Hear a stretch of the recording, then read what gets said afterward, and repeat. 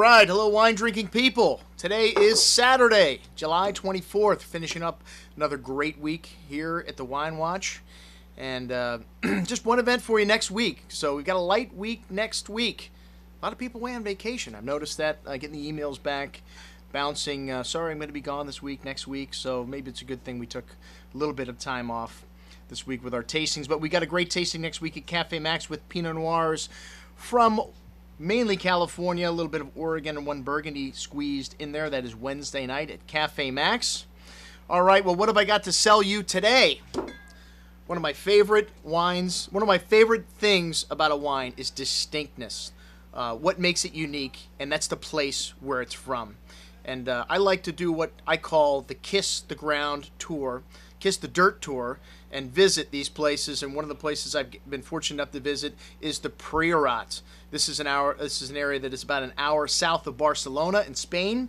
And well, Roquers speaks about the rocks that stick out in the vineyard, in one of the vineyards at the Cellar de Canstel, which is the winery we have today on our featured email, and that doesn't adequately describe the terroir in the Porrera. I think my story here with it begins, I think this is where we almost died.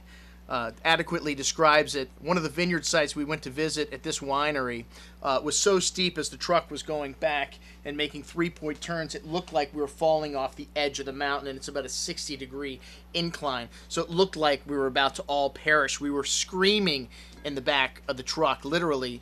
Myself, Bob from B21, several other key retailers in the United States would have been lost that day if this guy backed up just a few more feet. But we said, well, buy the wine, that's it, just let us out.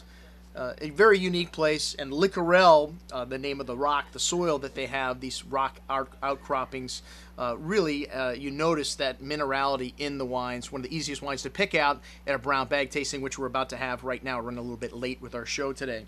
All right, well, the first wine we have is their estate wine. Well, I'm sorry, they're all estate wines. They have two vineyard sites. And one of them, the one that I visited, the very steep one, has the old vines, the 60 to 90-year-old Carignan and Grenache wines, which is where the base of this wine comes out of. The second one, the Master Ferrand, is a little bit bigger. Well, let me just mention the yields here, 300 to 500 grams per vine. That is minuscule. So the elevation and the age of the vines really helps to keep the yields down. This wine is incredibly concentrated. All right, the second vineyard site, also a lot of this Licorel soil, not quite as steep. They also have this wild flowers and herbs that grow in the vineyard, another thing that is apparent in these wines. Speak volumes about the place that they're from. This wine, this vineyard also has a little bit of Cabernet, Merlot, and Syrah in addition to the Carignan and Grenache, and is a little younger.